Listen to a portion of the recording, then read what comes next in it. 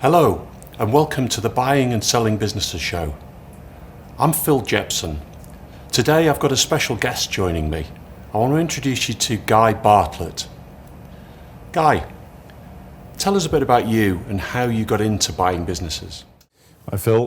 Well, I guess my story goes back to the 1990s. So up until then, I'd had a fairly traditional job and career. I'd, climbed the corporate ladder, so to speak, albeit largely in smaller businesses. And back then, my career was in marketing industry, so advertising agencies, direct marketing, and so on, and become a specialist in DM. And I joined a firm in the mid-90s, ostensibly to grow that, and we did that quite quickly. We ended up with a holding company, two separate businesses, one a digital business and one a kind of traditional DM agency, with a lot of high-profile blue chip clients along the way. But we did that classic thing of kind of rapid growth and then to some extent plateauing. So the challenge in the early 2000s was how could we continue that growth pattern? And when organic is difficult, so I was Group MD and I'm kind of looking after clients and people and all of the different components of trying to grow essentially an owner-managed business. And I got fascinated with the idea of could we expand by acquiring our supply chain? So a number of the suppliers in our industry had similar customers. And then the challenge was how could we do that without any real cash to fall back on? So early 2000s, I started to research ways in which we as a small business, an owner-managed business, might be able to step into the arena of acquisitions in order to continue that growth rate, really. So that was the challenge that we set ourselves, and it wasn't an easy process, but managed to look at what, if you like, big players would do, looked at some of the American principles of what are called leverage buyouts, and looked at funding options in the UK at the time, back then, and figured out a way that I thought might work. And that's really kind of got me to the point of the theory. What happened next was quite interesting. Had a classic shareholder fallout, left the company, fractured my spine, lay in hospital going, okay, what's the universe telling me? And decided to just kind of try and put my theory to the test. And lo and behold, after almost a year of kind of stumbling around, making offers, making lots of mistakes, eventually two companies said, yeah, okay, we'll sell to you. At which point it was like deep breath, swallow hard, which you've been through. Yeah. Okay, this stuff's just got real. And early 2006, we did our first two deals, really, and I kind of got that cycle rolling. Yeah. Just going back a bit, before you actually started buying businesses, you've seen the concept. Was it completely self-taught, or were there people out there that could mentor you? Were there people out there that you could learn from? Well, when I left the army, I came back to the northwest. I'd grown up in the northwest of England before joining the military, so I kind of naturally gravitated back there rather than London. And moved to Greater Manchester. And at the time, as a kid growing up, I guess, I'd always been fascinated by some of the major players like Jimmy Goldsmith back in the day, for example. But one of the guys in my industry at the time, marketing services, is a chap called Sir Martin Sorrell. And I'd followed what he'd done in developing WPP. I'm a massive admirer and fan of what he achieved with WPP and what he's gone on to do since leaving them. But of course, you see it from the outside. What you don't see is the kind of detail, I guess, of how to do it. So I looked around and I came across an American who taught the process in the UK, a chap called Dan Pena, who'd worked on Wall Street, and quite a compelling story. And really just immersed myself in Dan's principles, and he's still around today. But what I found was you could get so far into the process, but no one would ever show you how to join the final bits of the dots, which is how do you do the finance bit? All the mindset, all the principles, all the the deal structure and negotiating, all of that sort of stuff is relatively straightforward. Certainly, you can learn that from lots of different sources. But it's that how do you join the dots in the real world in terms of finance, really. And that was the bit that was pretty much self-taught. Having run a business, I've become familiar with different types of funding, bank finance, borrowing of different shades. And the thing that became evident was the use of, back then, quite an unknown product, which is essentially invoice finance. But that's focusing on the cash flow, the financial performance of the business, and often releasing a component of the balance sheet which is overlooked. So it's that blend of balance sheet and cash flow that I figured out if we could do that would probably allow us to get into the marketplace, and basically that's how we got going. Interesting. And you've talked about funding, and obviously these days there's quite a lot of different funding options out there. But there's a fundamental concern that some people have, particularly people who own businesses who are selling and their advisors. The whole idea about mortgaging the assets of the business you're buying in order to buy the business. Yeah. Now, you look at the big corporate market, it's standard, it happens all the time. I mean, great example of that is Manchester United. Yeah. And the way that was acquired. Yeah. Just talk about that a bit, and how you've translated that concept into smaller businesses, and also whether there's been a shift in the way that people regard it. Well, we're sat here in July 2020, which has been a quite tumultuous year, really. None of us would have seen, what's happened in terms of the coronavirus and the impact on business and the economy. So I think before coronavirus came along, I probably would have had a slightly different view of the answer to the question. So let's go back to pre-COVID, because that's probably a sensible start point. And for me, I always found it interesting. I think there's two ends of the spectrum to answer the question. So you're always going to find a percentage of business owners who have a compelling need to sell.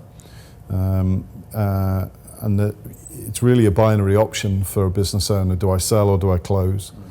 And so you've got to start with basic principles. The balance sheet shareholder funds figure is the shutdown value, or something less of that.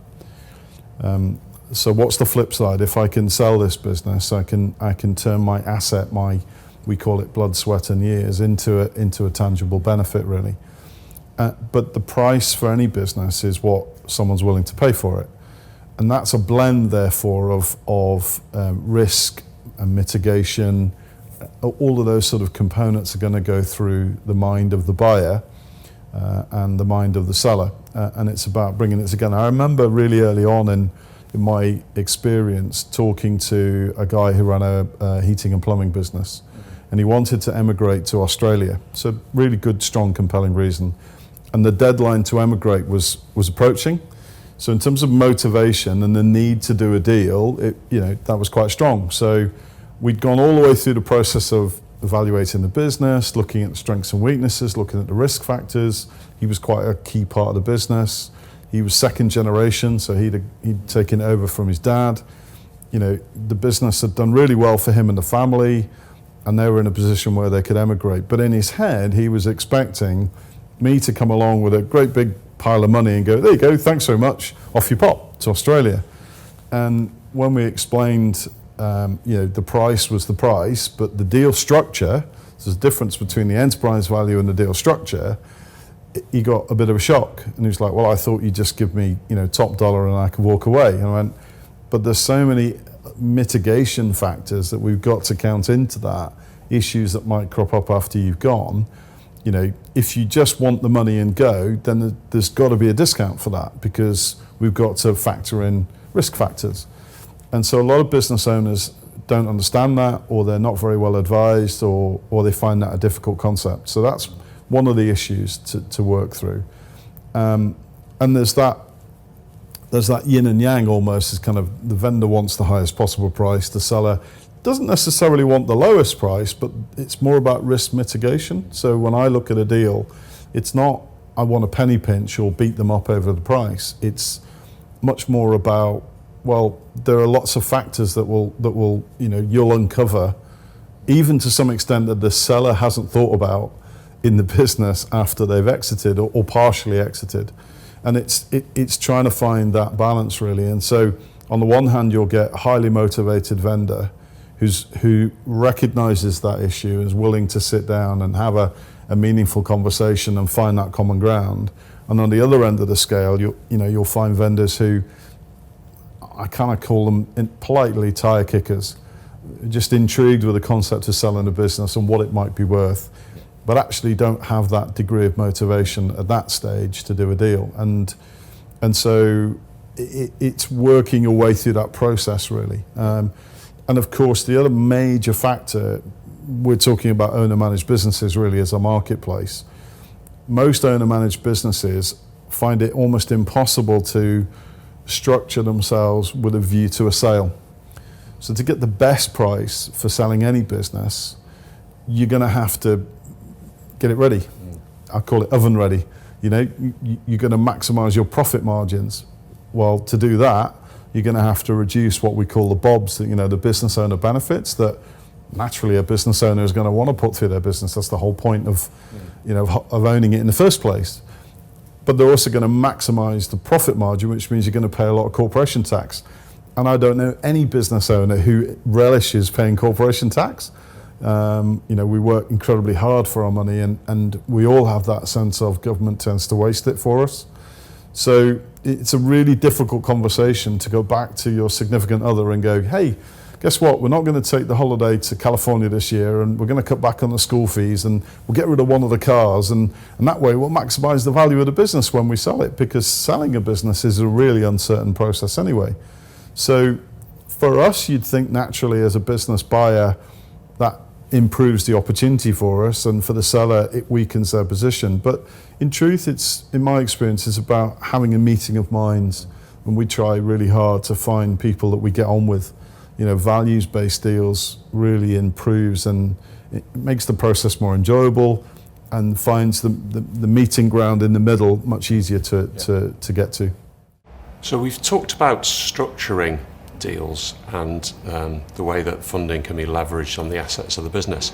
I just want to talk a bit about price, because obviously you don't look in a catalogue to see the price of a business. So when you're looking at a business for the first time, how do you start to get a feel for what the business is worth? Do a quick look is really simple. You've got to get full accounts. Really, you need a spread of ideally at least 3 years, because you need to see patterns in a business, and they do jump out at you quite quickly. Ideally, 5 years is best, because you get that sense of the performance of the business. And it's worth noting, I think, as well, Phil, that I would ordinarily recommend buying a business that's at least 5 years old. I would never buy anything younger than that anyway. And I'd just quickly dial that back to the reasons behind that.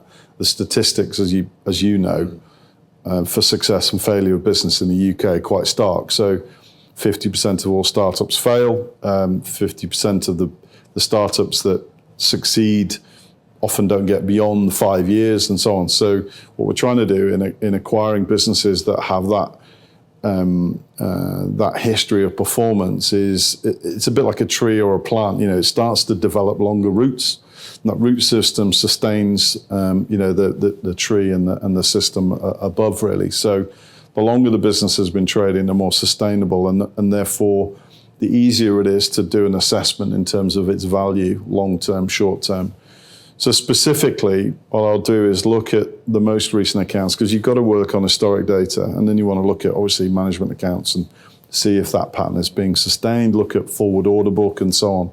But what we're really looking for is just dissecting the two key components. So on the balance sheet, we're looking for a sustainable story. We're looking at the tangible assets, the current assets, the current liabilities, and any other kind of longer term structures like debt and so on. And if we can see a consistent pattern of margin being generated between current and assets and liabilities, so debtors, creditors, tangible assets that have some real worth that are not really encumbered by debt, for example. Then we've got headroom. We've got what I would call equity. The equity, if you compare it, say, to a house, then the equity sits there in that balance sheet. And then we're looking at P&L, and we're looking at how efficient is the business, how well is the business run to generate profit. And you'll always get this approach from advisors and brokers about adjusted EBITDA, earnings before interest, tax, depreciation, amortization. Most people don't even know what the DAR bit means, but let's not go there. But that profit component, and then going and looking, delving into what is the burn, what do they spend money on? How much of that is about business owner benefits, which is fine, tick in the box, they're genuine add backs, and how much of that is about what could you do with the business, how could you make it more efficient, centralised costs, and all those sort of good cries, really. Depreciation is an interesting one, because an operating business is going to record depreciation. It's a real thing, but most brokers I've ever come across will try and add it back as if it doesn't exist, but clearly it does. So there's that sort of balancing act to do in terms of the numbers, but that's what we look for. So in terms of value, I guess is what equity is there in the business, as I would call it, and secondly, what's its profit performance. So we will do, most people are aware of the multiple. So two ways to value a business, really.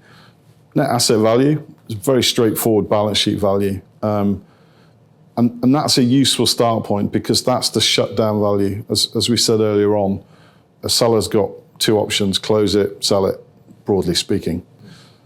So if they're going to close it, the best they're going to get is a figure south of net asset value or shareholder funds. So that's always a valid start point, really, and look at that number. But generally speaking, shareholder funds will be less than a multiple, generally. Not always the case. So then we go to the next option, which is multiple. And multiple is really the opposite of historic performance. It's kind of, well, okay, historically the business has performed at an average of, say, 10% profit before tax. Do we think that average performance is capable of being repeated after the sale? And then you've got to take into account, will the clients leave? Will they stay? Will the staff stay? All those kind of imponderables, which are the soft components. And then you look at, say, the forward order book. How strong are the contracts? What's the relationship with the customers like? How forecastable is the income stream?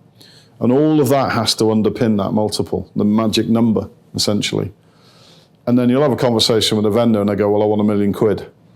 And then you've got to have the thing of, well, okay, tell me how you got there, And often it's just sounds like a nice number, and you've got to try to find a way to get back to the middle ground, as I call it. It's like, well, yeah, we'd all like £1 million, but how's that sustainable? And so a real simple metric is, how many years of predictable profit is it going to take to get back to the number that I'm going to pay? So even if I'm going to pay 50% on the day and the rest deferred over 2, 3, 4 years, is that realistic? And I've had quite a number of conversations with vendors where we ended up saying, look, on your numbers, it's going to take me 8 years to pay that money back. Would you wait that long? And almost invariably they go, no. And then you can have a meaningful conversation, because it's as simple as that. If the business generates £500,000 profit a year and they want 10 times, that's a long time. And most people wouldn't wait that long, in truth. So why would you wait that long? That's really the nature of the conversation.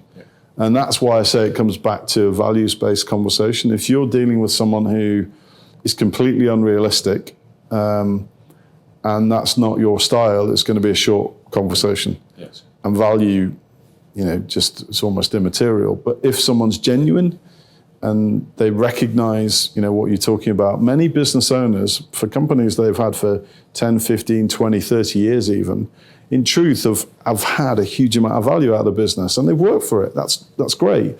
But the house is paid off, the holiday home's paid off, the kids have gone through university, they've provided bank of mum and dad for their deposits, they've done all of that, and the business has given that. So in those cases, really the sales should be the icing on the cake. They should have filled their pension fund by now. They should be in a good position. And this is about, here's an elegant exit that's good for you. You're going to take the business on and create the legacy. And they're going to get a justifiable and fair value, but they get to walk away. And all too often, time and time again, you'll find vendors get caught up in an unrealistic value, badly advised by a broker or an accountant or whoever, and they get really rigid around price, and it defeats the object. It's like, take a big step back. What are we trying to achieve here? You know, well, I'll just hang on to it then. Okay, but you just get older. You still haven't achieved the aim. You've not sold the business. You've still got the responsibility for the company. Even if you've got a management team running it, it's still ultimately your responsibility. Health and safety, who knows? All kinds of things. And then COVID comes along. Yeah. And okay, now I've got a problem. I've met multiple business owners who, you know, we've had conversations with, and now they're going, I'm going to have to get back in my bunker. And they're going to wait another year or 2 years. And what if you get cancer? What if a significant other dies? What happens if you have a heart attack, you know, and you haven't offloaded that business? It's almost impossible then for you to get anywhere remotely close to the value that you had when you started. Yep. And it's that element of honesty and frankness that we always try to get to without it seeming like it's an angle. Yep. You know, that's the challenge around valuation for me. I just think it's useful to pick up on the idea of the mortgage on the previous question, just to go back to that, because when it comes to the deal structure, it's an interesting proposition. So vast majority of people would buy a house with a mortgage. Yeah, they're not going to come along for, I don't know what the average price, what's the average price of a house in the UK now? 400? 450? It is an elderly edge, yeah. An elderly edge, okay. I don't know, 350. Yes, say. it's probably in the 300s. Yeah, so 350. Vast majority of people don't have 350 grand sat in a bank account looking for a house to buy. Yeah. So most people are going to go and get a mortgage. They're going to borrow money. And what's the mortgage secured on? Yeah. It's secured on the asset. Yes, it's secured on, So why would it be any different for a business buyer to secure funding on the asset, i.e. the target company? So I always find that a bit of a curious one, that either brokers do this a lot. It's like proof of funds. You know, we need to see you've got 5 million quid sat in a bank account to buy this company. That at that point, I know nothing about, I've done no evaluation on, no idea whether the vendor's worth talking to, yet they want proof of funds that you've got 5 million quid sat in the bank burning a hole. Any money sat in a bank account is going backwards. So why would anyone do that? A professional buyer would not have tons of money sat around in a bank account looking for what in truth could be a very iffy deal. So the concept of mortgaging a deal for me is entirely valid, but it's an odd one sometimes to get past. Yeah, and but that's quite a good way to put it, actually. Yeah. That is quite a good way to put it. Yeah.